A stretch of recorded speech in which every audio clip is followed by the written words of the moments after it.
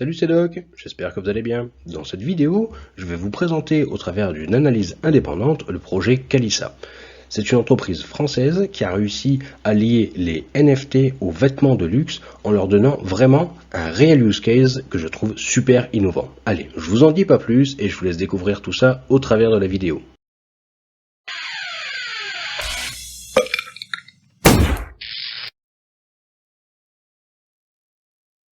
Le projet Calissa a pour objectif de révolutionner le vêtement de luxe. Comment? Eh bien tout simplement en proposant des vêtements en édition limitée et ces vêtements vont être associés à un NFT.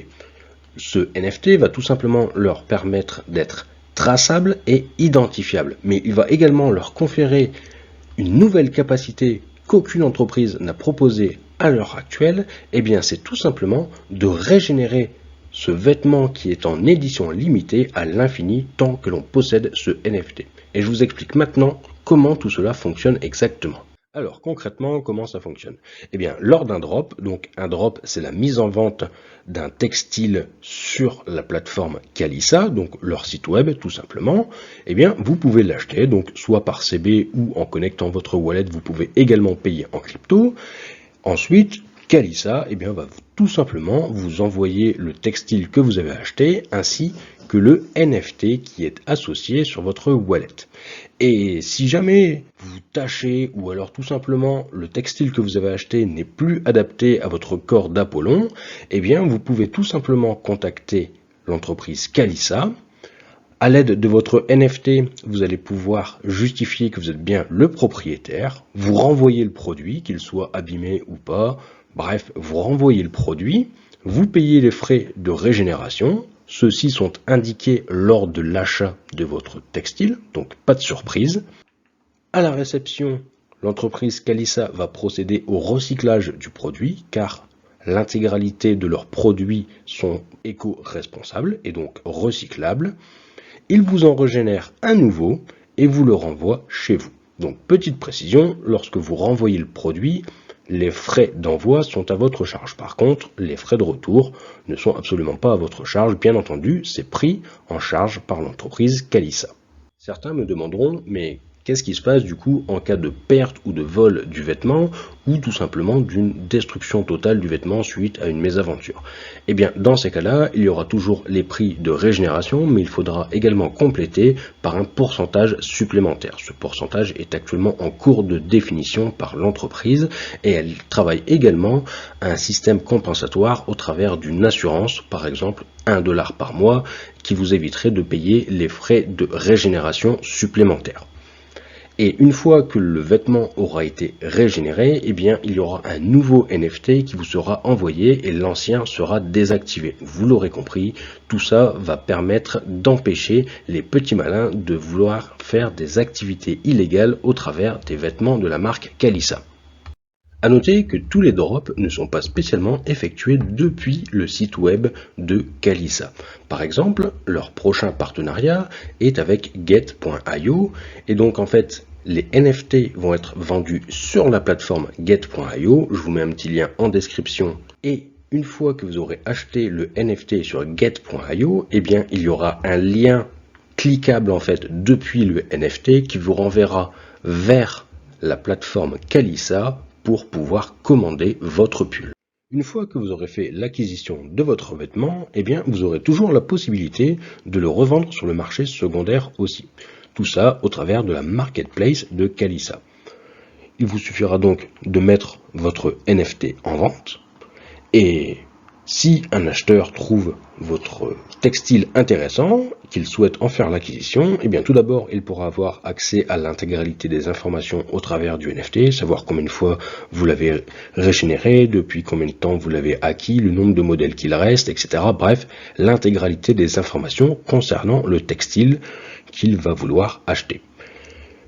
Il va donc procéder à l'achat en envoyant les fonds auprès de la société Calissa, et le vendeur devra alors envoyer son textile à la société Calissa. Vous l'aurez donc compris, la société Calissa va être garante du bon transfert. C'est-à-dire que si le vendeur n'envoie pas le textile dans un temps imparti, eh bien l'acheteur sera intégralement remboursé. Et bien entendu, une fois que la société Calissa aura procédé à la vérification du vêtement que le vendeur a envoyé, vérifier que c'est bien l'original, que ce n'est pas une contrefaçon, etc., eh bien elle procédera aux transactions, c'est-à-dire qu'elle va envoyer le vêtement à l'acheteur ainsi que le NFT sur son wallet et va reverser les fonds au vendeur. L'entreprise Calissa envisage également de rendre ces NFT cross-chain afin de leur permettre d'être compatibles avec les diverses métaverses qui vont arriver. Tout cela est détaillé dans le white paper, bien entendu je vous mets le lien en description et je vous invite à aller le lire. Et je ferai une petite remarque en fin de vidéo sur cette partie. Les NFT ne vont pas uniquement servir de titre de propriété vous permettant de régénérer votre vêtement.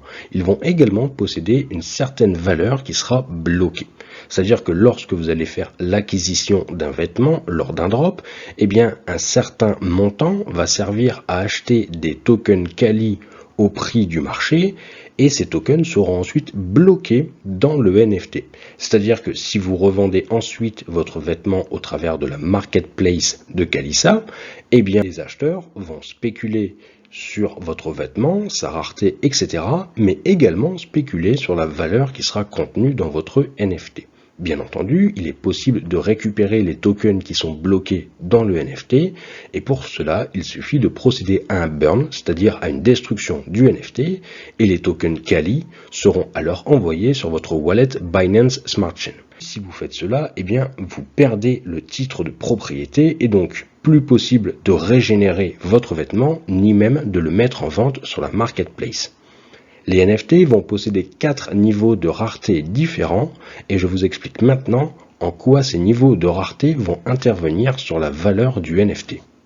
En plus d'avoir des tokens Kali bloqués dans le NFT, eh bien chaque NFT va également bénéficier d'un système de stacking automatique. En fait, lors de chaque drop, donc chaque vente, un petit pourcentage va également servir à aller acheter des tokens Kali au marché et à les déposer dans une pool de stacking.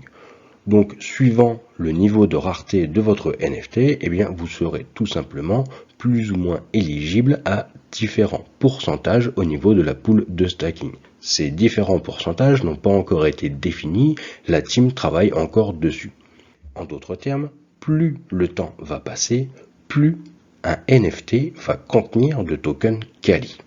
Les plus techniques d'entre vous vont très certainement me demander comment il est possible qu'un NFT contienne des tokens.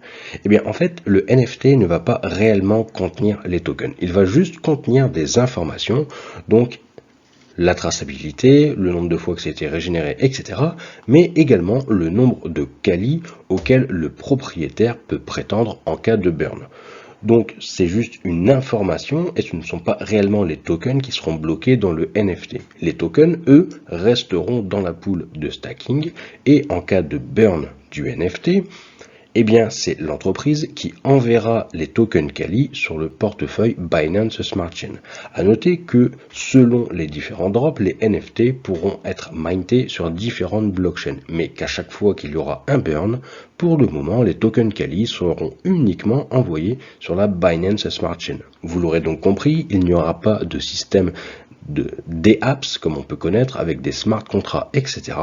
Toutes ces interactions seront à gérer directement avec l'entreprise Calissa. Au niveau de la tokenomique, le Kali aura une total supply de 500 millions. La majeure partie des tokens seront bloqués pendant un certain moment. Vous pouvez retrouver toutes les informations au niveau de la plateforme qui gère l'IDO. Bien entendu, je vous mets tous les liens en description et je reviens juste après sur la partie IDO.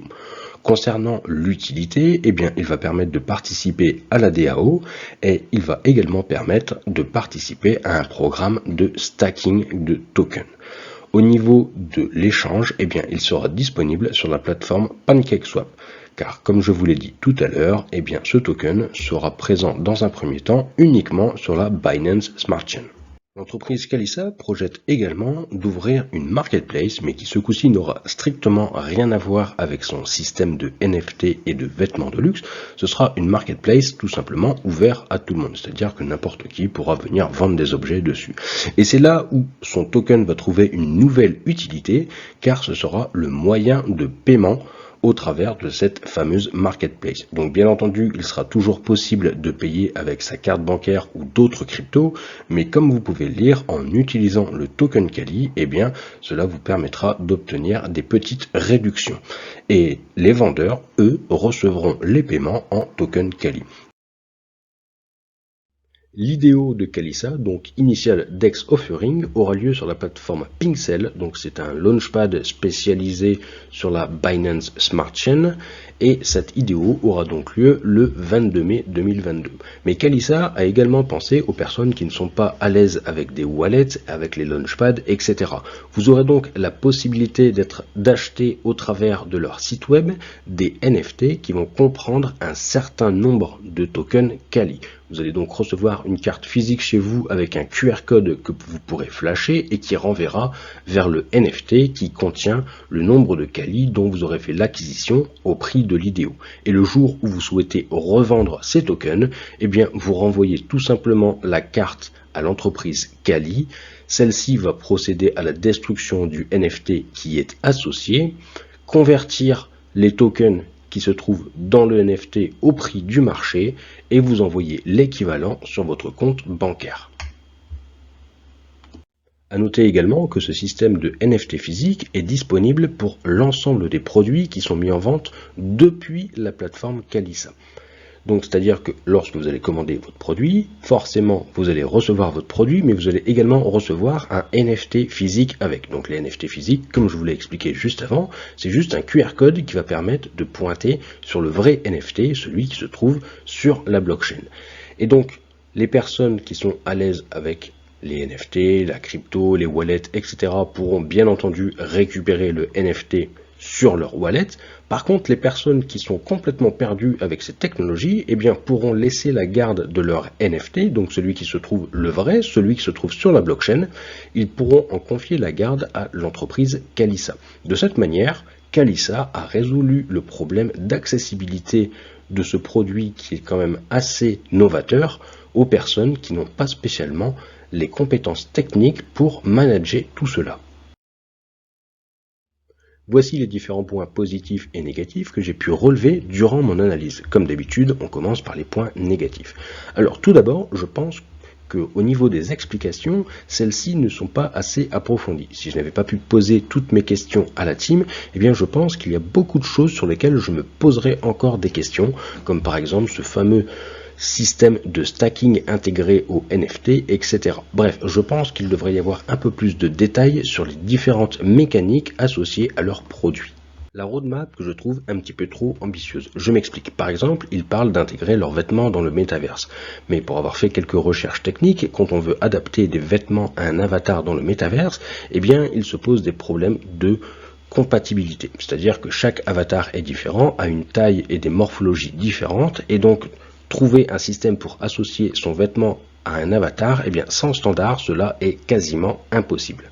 Leur système de multi-chain NFT, donc en fait ils parlent de rendre leur NFT multi-chain pour justement que ce soit compatible avec n'importe quel métaverse, sauf qu'à l'heure actuelle, eh bien il y a plusieurs projets qui travaillent là-dessus, mais il n'y a vraiment rien d'encore au point. Donc je pense qu'il aurait fallu attendre qu'il y ait des solutions de transfert de NFT d'une blockchain à une autre avant de commencer à s'avancer sur le sujet. Enfin, leur projet de marketplace pour tout produit, alors ça va vraiment conférer une grosse utilité à leur token. Par contre, je pense que tout de suite se lancer sur ce front-là est une petite erreur, car c'est vraiment beaucoup de ressources. C'est un projet qui est complètement à part entière, et je pense qu'ils devraient d'abord se concentrer sur leur projet initial de système de régénération de produits de luxe, qui est à mon sens vraiment très bien.